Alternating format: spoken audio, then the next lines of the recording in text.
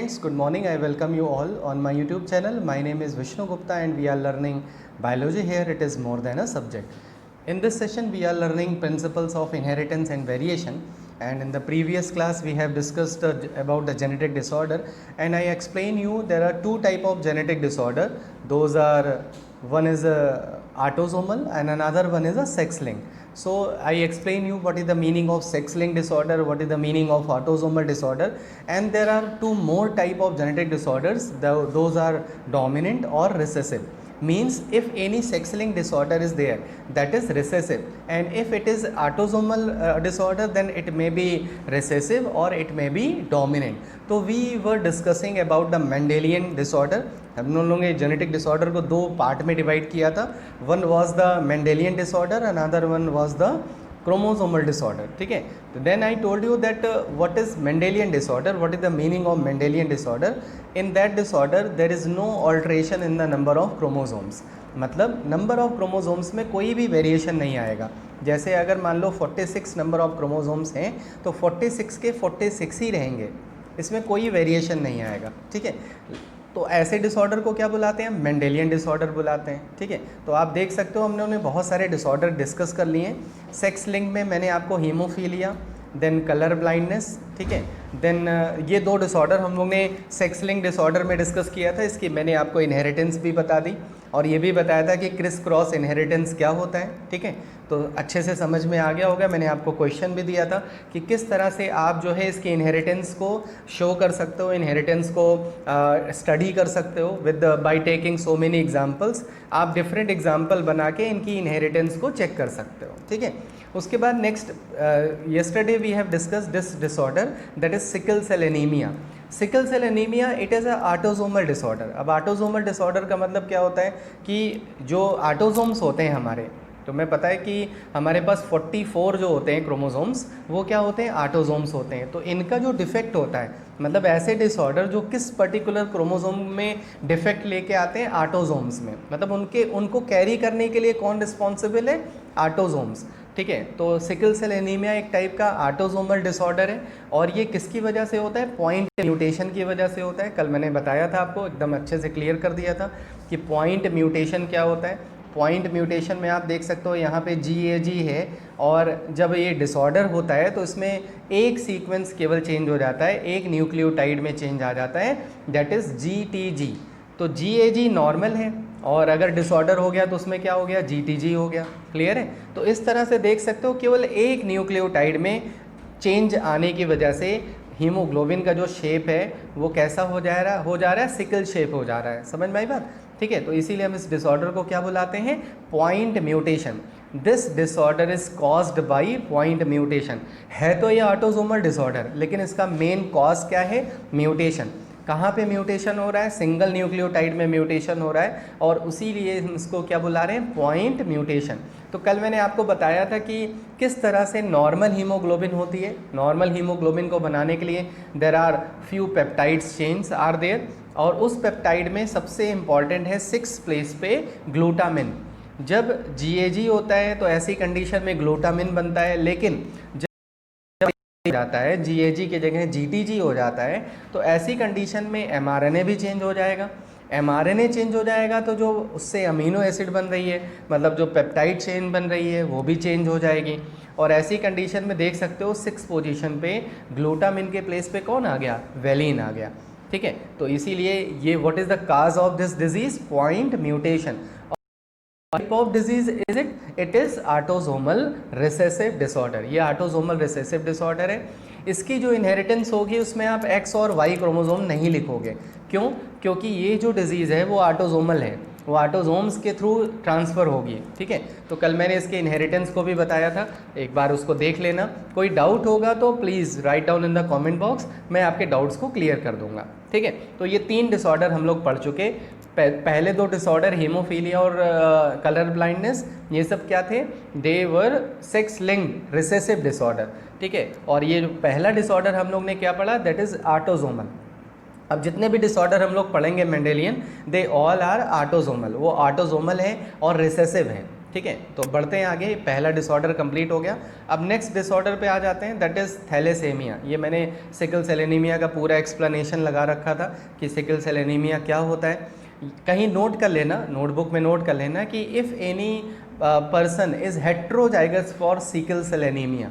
Heterozygous का मतलब क्या हो गया कि उसको डिजीज़ नहीं होगी, ठीक है, लेकिन वो कैरी कर सकता है, वो कैरियर हो सकता है, ठीक है, तो उसको हम क्या बुला सकते हैं, heterozygous for sickle cell anaemia.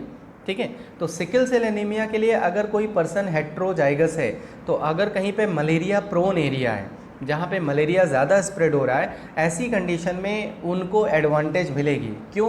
क्योंकि उनकी बॉडी में वो जो मलेरिया पैरासाइट होता है वो सर्वाइव नहीं कर सकता, ठीक है, क्योंकि उसका जो शेप होता है, उसमें जो ऑक्सीजन का कंटेंट होता है, उसकी वजह से जो मलेरियल पैरासाइट है वो सर्वाइव नहीं कर पाएगा।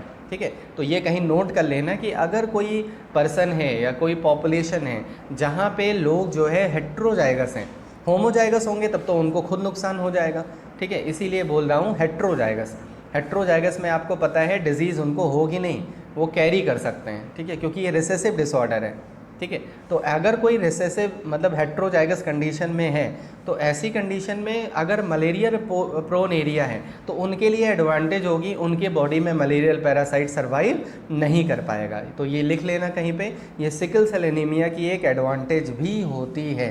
ठीक है, तो बढ़ते हैं आगे, नेक्स्ट डिजीज़ के बारे में पढ़ते हैं, दैट इज़ थैलेसेमिया।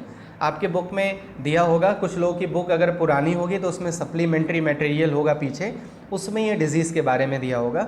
वैसे जो नई बुक आई है एनसीईआरटी में, ठीक है, उसमें थैलेसेमिया आपके मेन कोर्स के साथ इंक्लूड हो गई है। ठीक है, तो देखो थैलेसेमिया में क्या होता है, सिकल सेल एनीमिया में क्या होता था कि जो ब्लड का शेप है वो चेंज हो जाता था। थैलेसेमिया में ब्लड सेल्स का फॉर्मेशन मतलब हीमोग्लोबिन चेन का फॉर्मेशन ही नहीं होता। समझ में आई बात? ठीक है, तो सिकल सेल एनीमिया में शेप चेंज हो रहा है, तो बताओ क्वालिटी में चेंज आ रहा है कि क्वांटिटी में चेंज आ रहा है? क्वालिटी में चेंज आ रहा है। थैलेसेमिया में क्या हो रहा है कि हीमोग्लोबिन की जो चेन होती है, जो पेप्टाइड चेन होती है, उसका फॉर्मेशन ही नहीं हो पाता। ठीक है, तो यहाँ पे कैसी प्रॉब्लम आ रही है, क्वालिटी की क्वांटिटी? क्वांटिटी। ठीक है, तो क्वांटिटी यहाँ पे कम हो रही है, और वहाँ पे सिकल सेल एनीमिया में क्या हो रहा था, क्वालिटीटेटिव प्रॉब्लम आ रही थी। तो आपके एनसीईआरटी में लिखा भी होगा कि thalassaemia is a quantitative problem, और जो सिकल सेल एनीमिया है वो किस टाइप की प्रॉब्लम है, वो क्वालिटीटेटिव प्रॉब्लम है, उसमें शेप चेंज हो जा रहा है। समझ में आई बात? तो थैलेसेमिया भी एक क्या है, ऑटोसोमल रिसेसिव डिसऑर्डर है।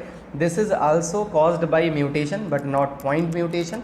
ये पॉइंट म्यूटेशन का एग्जाम्पल नहीं है, ओनली म्यूटेशन का एग्जाम्पल है। इसमें होता क्या है कि जो हीमोग्लोबिन को बनाने के लिए जो चेन रिस्पॉन्सिबल होती है, जो पेप्टाइड चेन रिस्पॉन्सिबल होती है, वो 2 क्रोमोसोम्स पे लोकेटेड होती है। ठीक है, तो इस तरह से आपके एनसीईआरटी में देखोगे तो वहाँ पे 2 टाइप के थैलेसेमिया लिखे होंगे, अल्फ़ा और बीटा।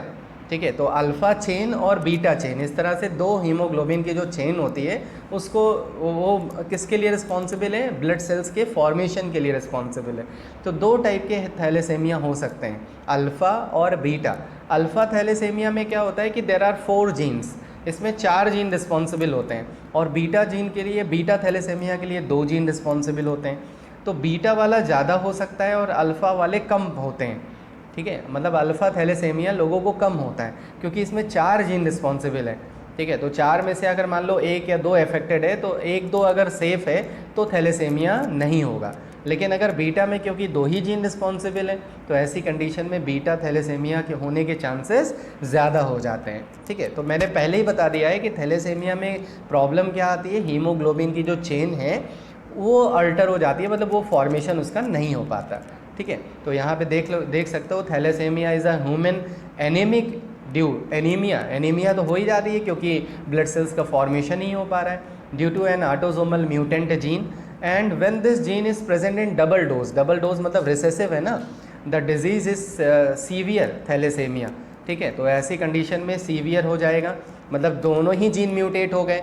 आपको अभी मैंने बताया ना कि 2 जीन या 4 जीन होते हैं, तो अगर सारे के सारे जीन म्यूटेट हो गए तब तो प्रॉब्लम हो जाएगी, तब उसको हम बोलते हैं major thalassaemia with death occurring in childhood, जिससे क्या होता है, जो चाइल्डहुड है उसी में उसकी डेथ हो जाती क्योंकि ब्लड सेल्स का फॉर्मेशन नहीं हो पाता।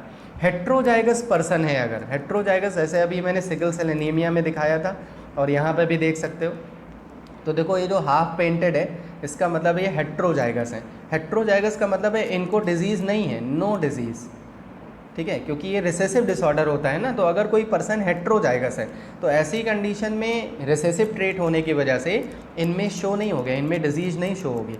लेकिन जब इन दोनों की मैरिज होगी तो इसमें देख सकते हो कि जब मदर और फादर जब क्रॉस करते हैं तो जो ऑफस्प्रिंग प्रोड्यूस हो रहा है उसमें 25% ऑफस्प्रिंग ऐसे होंगे जो थैलेसेमिया से अफेक्टेड हो जाएंगे। समझ में आई बात? जैसे मैंने सिकल सेल एनीमिया के केस में बताया था कि किस तरह से इनहेरिटेंस होती है, वैसे यहाँ पे भी देख सकते हो। तो 25% जो ऑफस्प्रिंग प्रोड्यूस होंगे, मतलब मान लो अगर 4 ऑफस्प्रिंग प्रोड्यूस हो रहे हैं तो 4 में से एक जो है वो थैलेसेमिया से अफेक्टेड हो जाएगा, मतलब उसको थैलेसेमिया हो जाएगा।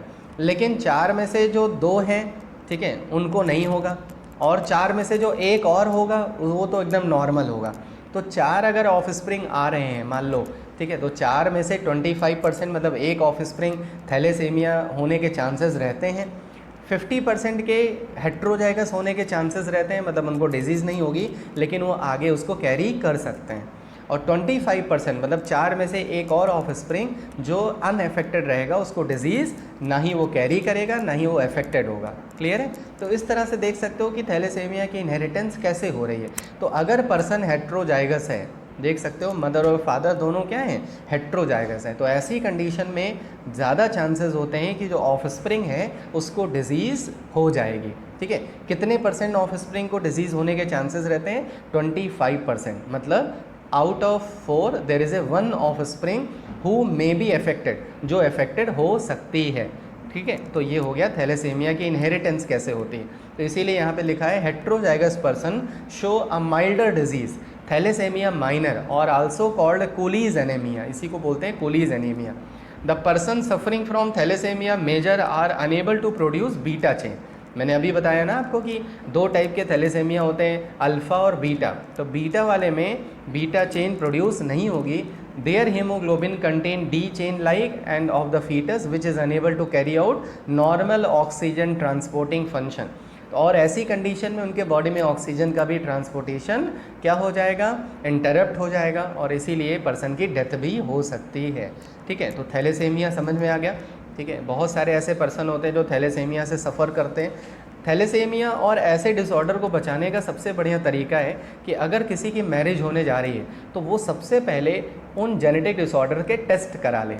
आपने सुना होगा कि लोग शादी करने से पहले कुंडली ज़रूर दिखवा लेते हैं, पंडित जी को जाते कुंडली दिखवाते हैं। लेकिन आपने कभी ये सुना है कि शादी करने के पहले क्या उन्होंने ब्लड टेस्ट कराया जेनेटिक डिसऑर्डर के लिए? नहीं कराया। ठीक है, अगर ऐसा कराने लगें तो हो सकता है उस जेनेटिक डिसऑर्डर को वहीं पर रोका जा सकता है। ठीक है, तो एक्चुअली पता तो होता नहीं, क्योंकि हेट्रोजाइगस कंडीशन में होते हैं तो उनको डिजीज़ तो होती नहीं है। उनकी मैरिज हो जाती है, जब उनके ऑफस्प्रिंग प्रोड्यूस होते हैं तब उनको पता लगता है कि उनके बॉडी में भी ऐसी कोई डिजीज़ थी। ठीक है, उनको पेरेंट या उनके फैमिली में किसी न किसी को ज़रूर वो डिज़ीज़ रही होगी, इसीलिए उनके अंदर वो डिज़ीज़ ट्रांसफ़र हुई है। लेकिन फिर भी हम इसको अवॉइड करते हैं, इसको बड़ा लाइटली लेते हैं लोग। ठीक है, तो और इसीलिए जेनेटिक डिसऑर्डर ट्रांसफ़र होते रहते हैं। तो अगर इनको हमें बचाना है तो हम कपल को अगर हम अवेयर कर दें, उनको एजुकेटेड कर दें, ठीक है, कि आपको ब्लड टेस्ट करना चाहिए, आपको जेनेटिक डिसऑर्डर्स के बारे में ट्रेस कर लेना चाहिए कि if you are suffering from any type of genetic disorder, it doesn't mean that you should not get marry. ऐसा नहीं कि आप मैरिज ना करिए, मैरिज करिए, लेकिन आप बेबी को एडॉप्ट कर लीजिए। समझ में आया? एडॉप्ट करने से क्या होगा कि आपके अंदर जो डिज़ीज़ है वो आपके ऑफस्प्रिंग के अंदर ट्रांसफ़र नहीं होगी और उस डिज़ीज़ को हम वहीं पे सकते हैं। ठीक है, तो इस तरह से थैलेसेमिया के बारे में हो गया। नेक्स्ट आ जाओ, एक डिज़ीज़ है जिसका नाम है फेनिलकेटोनूरिया। तो आपके बुक में एक टर्म लिखा होगा, ठीक है, ये एक नया टर्म है, पुरानी एनसीईआरटी में नहीं होगा। पुरानी एनसीईआरटी में सप्लीमेंट्री मटेरियल में लिखा होगा, लेकिन नई एनसीईआरटी में मेन पेज के साथ इंक्लूड होगा प्लियोट्रॉपी। प्लियोट्रॉपी का मतलब होता है कि when one gene exhibit multiple phenotypic character, जैसे एक ही जीन है और एक ही जीन अगर एक से ज़्यादा फिनोटाइप कैरेक्टर को कंट्रोल कर रहा है, एक्सप्रेस कर रहा है, तो इसको क्या बुलाते हैं? प्लियोट्रॉपी। और उस जीन को क्या बुलाते हैं? Pleiotropic gene. समझ में आई बात? ठीक है, मतलब क्या हो गया, एक जीन कई सारे मल्टीपल फिनोटाइपिक एक्सप्रेशन को क्या कर रहा है? रेगुलेट कर रहा है। ठीक है, तो जो PKU है, फेनिलकीटोनूरिया है, ये किसका एग्जाम्पल है? प्लियोट्रॉपी का एग्जाम्पल है। इसमें केवल एक ही जीन में म्यूटेशन होता है, ठीक है, लेकिन एक ही जीन में म्यूटेशन की वजह से कई सारे फिनोटिपिक चेंजेस आते हैं। इसका मतलब है कि एक जीन कई सारे फिनोटिपिक चेंजेस को क्या कर रहा है? शो कर रहा है। तो इसीलिए किसका एग्जाम्पल है? प्लियोट्रॉपी का एग्जाम्पल है। समझ में? देखो फेनिलकीटोनूरिया होता क्या है?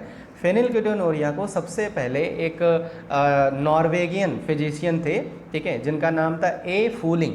उन्होंने सबसे पहले इसको डिस्कवर किया था। ये ऑटोसोमल रिसेसिव म्यूटेशन होता है और ये किस क्रोमोसोम पे म्यूटेशन की वजह से होता है? देखो लिखा हुआ है क्रोमोसोम नंबर 12, ठीक है।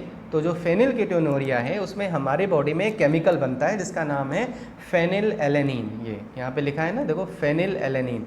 हमारे बॉडी में बहुत सारे ऐसे टॉक्सिक केमिकल बनते हैं जिनको हमारी लीवर, ठीक है, बहुत सारे एंजाइम्स की हेल्प से उनको दूसरे किसी सबस्ट्रेट में चेंज करके बॉडी के बाहर उसको शिफ्ट कर देती है। समझ में आई बात? ठीक है। तो कभी कभी क्या होता है कि ये केमिकल्स एक्सक्रीटरी फॉर्म में ना चेंज होके एक्यूमुलेट होने लगते हैं, ठीक है। जैसे हमारे बॉडी में जब हम फूड खाते हैं तो फूड को डाइजेस्ट करने के लिए there are different type of enzymes. Same as body में बहुत सारे ऐसे केमिकल्स बनते हैं जैसे फेनिलएलेनीन, उसको दूसरे फॉर्म में चेंज करने के लिए एंजाइम्स होते हैं जिसका नाम है फेनिलएलेनीन हाइड्रोक्सिलेज, जो लीवर में बनता है, ठीक है। तो इस केमिकल को किस में चेंज कर देते हैं? टायरोसिन में। समझ में आई बात? जैसे हमने कार्बोहाइड्रेट खाया तो कार्बोहाइड्रेट किस में चेंज हो जाता है? अल्टीमेटली ग्लूकोज में चेंज हो जाता है। सेम एज हमारे बॉडी में जो फेनिलएलेनीन केमिकल बनता है वो किस में चेंज हो जाता है? टायरोसिन में। और इसी टायरोसिन के फॉर्म में वो हमारे बॉडी से एक्सक्रीट हो जाता है, ठीक है। क्लियर है? अब बताओ, अगर ये एंजाइम नहीं होगा, फेनिलएलेनीन हाइड्रोक्सिलेज नहीं होगा, तो क्या फेनिलएलेनीन टायरोसिन में चेंज हो पाएगा? नहीं हो पाएगा। तो होता क्या है कि जो जीन्स इन एंजाइम्स को प्रोड्यूस करते हैं, ठीक है, वो किस नंबर ऑफ क्रोमोसोम पे होते हैं? क्रोमोसोम नंबर 12 पे प्रेजेंट होते हैं। तो ऐसी कंडीशन में ये एंजाइम बनते नहीं है क्योंकि उसमें म्यूटेशन हो गया, ठीक है। ये एंजाइम नहीं बनेगा तो फेनिलएलेनीन टायरोसिन में चेंज नहीं होगा। जब ऐसा नहीं होगा तो क्या होगा? तो हमारे बॉडी में एक केमिकल एक्यूमुलेट होने लगता है जिसका नाम है फेनिल पायरुविक एसिड, ठीक है। हमारे बॉडी में कौन सा केमिकल एक्यूमुलेट होने के चांसेस हो जाते हैं? फेनिल पायरुविक एसिड, ठीक है। तो फेनिल पायरुविक एसिड जब बॉडी में इकट्ठा हो जाता है तो इसकी वजह से बहुत सारे चेंजेस आते हैं बॉडी में। मेंटल रिटार्डेशन, ठीक है, स्किन माउजी हो जाती है, पर्सन प्रॉपरली वॉक नहीं कर सकता, मतलब बहुत सारे सिम्टम्स अपीयर होने लगते हैं। क्लियर है? ठीक है। तो फेनिल पायरुविक एसिड क्या है? एक मतलब हार्मफुल केमिकल हो गया बॉडी के लिए और उसकी वजह से हमारे बॉडी में बहुत सारे बिहेवियरल, मॉर्फोलॉजिकल, ये सब चेंजेस आने लगते हैं, फिजियोलॉजिकल चेंजेस आने लगते हैं, ठीक है। और इसी डिजीज़ को हम क्या बुलाते हैं? कीटोनूरिया। समझ में आ गया? तो फेनिलकीटोनूरिया में फेनिल पायरुविक एसिड एक्यूमुलेट हो गई। क्यों हो गई? क्योंकि फेनिलएलेनीन था। फेनिलएलेनीन को किस में चेंज होना चाहिए? क्यों नहीं हो पाया? क्योंकि जो एंजाइम है वो बन नहीं रहा है। एंजाइम क्यों नहीं बन रहा है? क्योंकि एंजाइम को बनाने के लिए जो जीन्स हैं वो म्यूटेट हो चुके हैं और ऐसी कंडीशन में वो एंजाइम फॉर्मेशन नहीं हो रहा है, ठीक है। तो there is a high level of phenylalanine in the blood और ब्लड में फेनिलएलेनीन मतलब फेनिल पायरुविक एसिड बनने लगता है। इंक्रीज फेनिलएलेनीन, जब ब्लड में फेनिलएलेनीन इंक्रीज हो जाएगा, बढ़ जाएगा, तो ऐसी कंडीशन में ब्रेन का डेवलपमेंट प्रॉपर नहीं हो पाएगा, मसल्स का डेवलपमेंट नहीं हो पाएगा और ऐसी कंडीशन में पर्सन सही से मूव भी नहीं कर सकता। समझ में? तो ये कौन सी डिजीज़ हो गई? फेनिलकीटोनूरिया। क्लियर? तो यहाँ तक आपके जितने भी मेंडेलियन डिसऑर्डर थे वो सब कंप्लीट हो गए आपके एनसीईआरटी में। आपके एनसीईआरटी में मेंडेलियन डिसऑर्डर कितने थे? काउंट कर लो आप। सबसे पहला आपने क्या पढ़ा? हीमोफीलिया। सेकंड मैंने क्या बताया? Colour blindness. थर्ड क्या बताया? Sickle cell anaemia.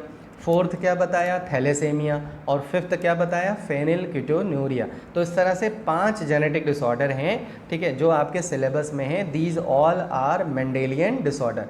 अब इन सारे मेंडेलियन डिसऑर्डर में देख सकते हो कि क्रोमोसोम्स में म्यूटेशन तो हो रहा है लेकिन क्रोमोसोम्स में कोई और वेरिएशन नहीं आ रहा है, मतलब उनके नंबर्स में, उनके स्ट्रक्चर में कोई चेंज नहीं आ रहा है, ठीक है। और इसमें हमने 2 कैटेगरी के डिजीज़ पढ़ी, एक सेक्स लिंक रिसेसिव और एक ऑटोसोमल रिसेसिव।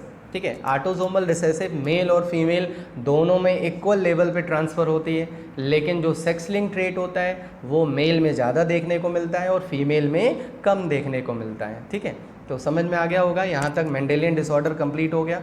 ठीक है, अब हम लोग नेक्स्ट पार्ट में क्रोमोसोमल डिसऑर्डर के बारे में पढ़ेंगे। ठीक है, तो नेक्स्ट सेशन में क्रोमोसोमल डिसऑर्डर पढ़ लेंगे और उसके बाद कुछ टर्म्स हैं जो आपके सिलेबस में नहीं हैं, ठीक है, लेकिन आपको मतलब हेल्प करेंगे, उसको बारे में मैं बता दूंगा, मतलब आउट ऑफ एनसीईआरटी थोड़ा सा जाएंगे। ठीक है, और वो सारी चीज़ें मैं आपको एक्सप्लेन कर दूंगा नेक्स्ट सेशन में। तो इस सेशन में जितने भी मेंडेलियन डिसऑर्डर थे वो कंप्लीट हो गए, इसको एक बार रिवाइज कर लेना। कोई प्रॉब्लम होगी तो कमेंट बॉक्स में ज़रूर लिखना, जिससे मैं नेक्स्ट क्लास में आपकी प्रॉब्लम को सॉल्व कर सकूं। ठीक है, तो क्लियर करते हैं, सेशन को कंप्लीट करते हैं यहाँ पे, और hope so that you are understanding everything very well. ठीक है, and please write down in the comment box how you are liking my session कैसे लग रहा है, समझ में आ रहा है, बहुत सारी इन्फॉर्मेशन मिल रही कि नहीं मिल रही है। ठीक है, वैसे और भी डिजीज़ेज हैं, ठीक है, जिसके बारे में मैं जल्दी जल्दी आपको थोड़ा सा बता दे रहा हूँ। ठीक है, जो आपके एनसीईआरटी में नहीं है, मेंडेलियन डिसऑर्डर हैं लेकिन वो नहीं है। जैसे नेक्स्ट आ जाओ, एक ये डॉर्फिज्म होता है कॉन्ड्रोसिस्ट्रोफिक, इसका स्क्रीनशॉट ले लोगे। कॉन्ड्रोडिस्ट्रोफिन डॉर्फिज्म होता है, इसमें क्या होता है कि पर्सन की जो हाइट होती है वो कम हो जाती है। ठीक है, तो इसका स्क्रीनशॉट ले लो जल्दी से। नेक्स्ट आ जाओ हंटिंगटन डिजीज़ में क्या होता है कि ब्रेन के जो टिश्यूज़ होते हैं उनमें माल फंक्शनिंग होने लगती है, उनमें प्रॉब्लम होने लगती है। ठीक है, और ऐसे पर्सन की डेथ हो जाती है 15 ईयर के आसपास, या ऐसी डिजीज़ को बोलते हैं हंटिंगटन, और ये एक डोमिनेंट डिसऑर्डर है, याद रखना। ठीक है, ये रिसेसिव नहीं है, ये क्या है, डोमिनेंट है। तो ये आपके सिलेबस में नहीं है, लेकिन फिर भी आप स्क्रीनशॉट ले लो। ठीक है, तो इसके आपको नॉलेज मिल जाएगी कि हाँ ये सब भी डिसऑर्डर्स होते हैं। तो पहला डिसऑर्डर डॉर्फिज्म बताया, दूसरा मैंने बताया हंटिंगटन में क्रोमोसोम 4 पे म्यूटेशन हो जाता है, और ये एक डोमिनेंट डिसऑर्डर होता है, रिसेसिव नहीं होता। इसमें metabolism, normal metabolism of the brain affected हो जाता है। ठीक है, और इसमें पर्सन की डेथ हो जाती है। ठीक है, 15 ईयर्स के आसपास इनकी डेथ हो जाती है। क्लियर है, तो ये हंटिंगटन के बारे में हो गया। एक डिजीज़ होती है जिसका नाम है न्यूरोफाइब्रोमोटासिस। ठीक है, ये भी आपके सिलेबस में नहीं है। न्यूरोफाइब्रोमोटासिस में क्या होता है कि आपने देखा होगा बहुत लोगों की स्किन पे छोटे छोटे स्किन निकल आती है, छोटी छोटे, बहुत छोटे छोटे। ठीक है, लेकिन अगर मतलब कुछ लोग ऐसे होते हैं जिनके स्किन पे बहुत बड़े बड़े जैसे फ्रूट्स की तरह उनकी स्किन बाहर की तरफ लटक आती है। ठीक है, वो एकदम लंप की तरह होते हैं, जैसे छोटे छोटे फ्रूट लगा दिए गए हों पूरी बॉडी पे। तो इसी डिज़ीज़ को बोलते हैं न्यूरोफाइब्रोमोटासिस। इसमें होता है क्या है कि जो स्किन होती है वो आउटग्रोथ होती है, ये भी एक डोमिनेंट डिसऑर्डर है। तो कभी भी अगर कॉम्पिटिटिव एग्जाम में आ जाए कि डोमिनेंट डिसऑर्डर्स और बताइए, तो ये सब भी डोमिनेंट डिसऑर्डर हैं, रिसेसिव नहीं है। किस क्रोमोसोम पे म्यूटेशन की वजह से हो रहा है, क्रोमोसोम नंबर 17 पे हो रहा है। ठीक है, अब इसमें देखो लिखा हुआ है कि स्किन जो होती है विच लेटर में इंक्रीज इन साइज़, स्किन पे बहुत ज़्यादा साइज़ उसकी बढ़ जाती है और वो बाहर की तरफ लटकने लगते हैं, हैंग होने लगते हैं, ट्यूमर की तरह, जैसे कोई ट्यूमर हो। ठीक है, तो इससे मैंने पिक्चर भी लगा दी, दिख नहीं रहा होगा, डार्क ज़्यादा है। इनकी स्किन पे ऐसे छोटे छोटे ऐसे इस तरह से बहुत सारे पार्ट्स जो हैं वो अटैच हो जाते हैं, मतलब स्किन निकल आने लगती है। ठीक है, इसको बोलते हैं न्यूरोफाइब्रोमोटासिस। क्लियर। उसके बाद ये आ जाओ एल्जाइमर। आप एल्जाइमर का नाम सुना होगा आपने, उरी मूवी देखी होगी। उरी मूवी में जो एक्टर होता है उसकी मदर को भी यही डिजीज़ होती है। कुछ टाइम के लिए वो लोग भूल जाते हैं, मतलब अभी याद है कुछ, और 10 ही 15 मिनट में वो भूल जाएंगे कि आप कौन थे। ठीक है, फिर कुछ दिन बाद उनको याद आ जाएगा, फिर भूल जाएंगे। तो एक्चुअली इसमें लॉस होने लगता है एल्जाइमर में। मोस्टली ये डिजीज़ ओल्ड एज में होती है, 65 या 80 ईयर की एज में। इसमें होता क्या है कि जो न्यूरॉन्स होते हैं, देखो पिक्चर में देख सकते हो नेक्स्ट में, ये नॉर्मल न्यूरॉन है, देख सकते पे एल्जाइमर वाले न्यूरॉन है। तो इसमें होता क्या है, न्यूरॉन्स का जो स्ट्रक्चर होता है वो चेंज होने लगता है। ठीक है, वो बहुत ज़्यादा डेंस होने लगते हैं इस तरह से, तो माल फंक्शनिंग होने लगती है न्यूरॉन में, और ऐसी कंडीशन में एल्जाइमर में मेमोरी की लॉस होने लगता है, मतलब उनको प्रॉपर वो मेमोरी नहीं रख पाते। ठीक है, तो उसको बोलते हैं एल्जाइमर। एल्जाइमर भी एक जेनेटिक डिसऑर्डर है। तो स्क्रीनशॉट लेते रहिए आप लोग, ये सब आपके सिलेबस में नहीं है लेकिन मैं बता दे रहा हूँ उसके बारे में फिर भी। नेक्स्ट है सिस्टिक फाइब्रोसिस। सिस्टिक फाइब्रोसिस में 3 ऐसे ऑर्गन्स होते हैं जिसमें बहुत ज़्यादा ब्लॉकेज हो जाता है उनके पैसेज में, लंग्स में, पेंक्रियाज में, ठीक है, और लिवर वगैरह में। तो ऐसे होता क्या है, इनकी जो पैसेज होते हैं उसमें ब्लॉकेज हो जाता है, और ऐसी कंडीशन में इनकी डेथ भी मतलब हो ही जाती है। तो देख सकते हो यहाँ लिखा है द मोस्ट कॉमन लीथल यहाँ एक नया टर्म आया लीथल। लीथल मतलब होता है जो कास्ट टू डेथ, जो डेथ कास्ट कर दे, ठीक है। ऐसे टर्म को, जैसे आपने फैटल सुना होगा, जैसे कोरोना वायरस फैटल हो सकता है, फैटल मतलब जो डेथ कास्ट कर दे, ऐसे ही लीथल होता है। लीथल मतलब वो क्या होता है, जो डेथ कास्ट कर दे। तो लीथल जेनेटिक डिजीज़ है due to recessive mutation chromosome 7। The body produces abnormal glycoprotein which interfere with the salt metabolism. Salt metabolism के साथ इंटरफेयर करता है और mucus secreted by body becomes abnormally viscid, मतलब बहुत ज़्यादा विस्किड होने लगता है, जिससे पैसेज ब्लॉक होने लगते हैं लंग्स के, लीवर के और पैंक्रियास के, ठीक है। मतलब इनके जो पैसेज होते हैं उस म्यूकस की वजह से ब्लॉक हो जाता है और ऐसी कंडीशन में पर्सन की डेथ भी हो जाती है, ठीक है। तो उसको बोलते हैं सिस्टिक फाइब्रोसिस। फाइब्रोसिस याद रहेगा कि कुछ फाइबर की तरह भर गया, ठीक है। तो ये 3 ऑर्गन्स में मोस्टली होता है सिस्टिक फाइब्रोसिस, और ये भी एक टाइप का क्या है, जेनेटिक डिसऑर्डर है। तो इस तरह से मैंने कुछ और जेनेटिक डिसऑर्डर आपको बता दिए जो आपके एनसीईआरटी में नहीं है, जैसे हंटिंगटन बता दिया, ठीक है। उसके बाद सिस्टिक फाइब्रोसिस बता दिया, एल्जाइमर बता दिया, न्यूरोफाइब्रोमोटेसिस बता दिया। तो इनका स्क्रीनशॉट लेके आप अपनी नॉलेज के लिए रख सकते हो, लेकिन ये होम बोर्ड एग्जाम में नहीं आएगा क्योंकि आपके सिलेबस में नहीं है, ठीक है। तो इस तरह से आपको मैंने कुछ एक्स्ट्रा नॉलेज भी दे दी आज, ठीक है। समझ में आ गया होगा। तो सेशन को कंप्लीट करते हैं। Stay at your home, stay safe and don't forget to press the like button. Like button पर जरूर प्रेस करना है, मैक्सिमम शेयर करना है, सब्सक्रिप्शन करवाना है बच्चों से, ताकि जिससे जो है उन लोगों को भी पता लगे कि बायोलॉजी को हम इस तरह से इतने ईजी लैंग्वेज में पढ़ सकते हैं, ठीक है। और अगर आपको कोई भी डाउट होगा तो please let me know, I will clear your doubt. मैं आपके डाउट को ज़रूर क्लियर करूँगा, ठीक है। So stay at your home, stay safe. जय हिंद, जय Bharat, love you, good bye.